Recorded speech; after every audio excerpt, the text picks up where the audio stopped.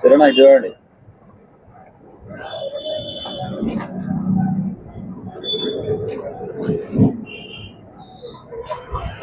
నేను degree college తెచ్చిన వాడు ల్యాండ్ సక్సెస్ చేసి అక్కడ ముగ్గు వేయాలంటే ఇప్పటి వరకు ఊసేయలేదు. హసన్పర్తిలో జూనియర్ కాలేజ్ దానికి ఊసేయలేదు. నేనున్నప్పుడు 4 హాస్టల్ కస్తూర్బాద్ బిల్డింగ్లు కట్టినా. అసలు అక్కడ ఎవరు ఉంటాలో ఏం పోతాలో ఇక్కడ ఇళ్ళందరూ 4-5 సార్లు పేపర్లు వచ్చింది. ఒక 4 ప్రైమరీ రెసిడెంట్ కట్టినా, ఆడ డాక్టర్ లేదు. అన్నగారు కూడా 100 పడక హాస్పిటల్ ఇచ్చింది. అక్కడ డాక్టర్లు ఎప్పుడు పోతాలో ఏమిటో తెలియదు. ఆ డాక్టర్లకు మరి వీరికి ఏమైనా మాట్లాడుకున్నారా? దాంట్లో కూడా కమిషన్ మాట్లాడుకున్నారా? అక్కడ అంటే విన్నా.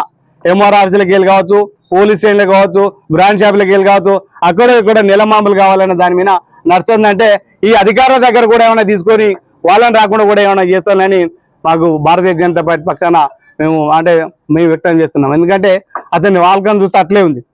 కాబట్టి ఇప్పటికైనా మీరు నమ్ముకున్న ప్రజలకు న్యాయం చేయాలి.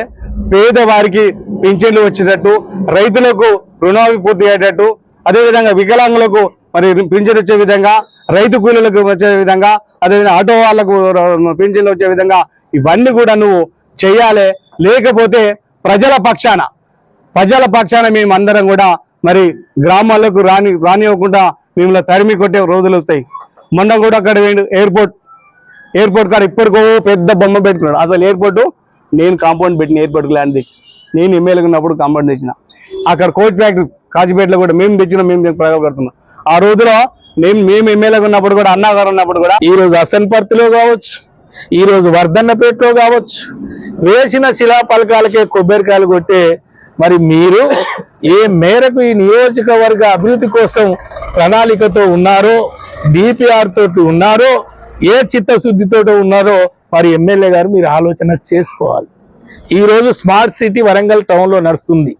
గ్రేటర్ వరంగల్ పరిధిలో 42 గ్రామాలు విలీనమైతే ఆ 42 గ్రామాల్లో దాదాపు 37 గ్రామాలు వర్ధన్నపేట నియోజకవర్గాన్ని ఉంటే ఆ గ్రామాల సమగ్ర అభివృద్ధి కోసం స్మార్ట్ సిటీ నిధులు తీసుకున్నాం, కార్పొరేషన్ నిధులు తీసుకున్నాం, ప్రత్యేక నిధులు తీసుకున్నాం. మరి గ్రామాల వారీగా ఒక ప్రణాళికతోటి అభివృద్ధి చేసినాం.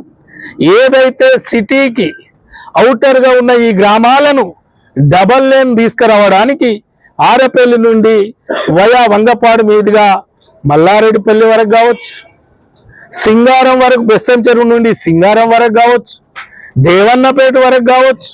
మరి ఇట్లా మేము ఒక ప్రణాళికతోటి డబల్ లేన్ రోడ్లు చేస్తే ఏ ఒక్క రోడ్డు కూడా మంజూరు రాకపోగా మరి స్మార్ట్ సిటీ నిధులు మాయని మీరు చెప్పుకుంటున్నారు. దయచేసి నేను తీవ్రంగా ఖండిస్తున్నా. అభివృద్ధిలో ఈ నియోజకవర్గం గతంలో ఎక్కడున్నదో అక్కడే ఉంది. సంక్షేమ పరంగా ఈ ప్రభుత్వం తీసుకున్న నిర్ణయాల్లో ఏ ఒకటి అమలు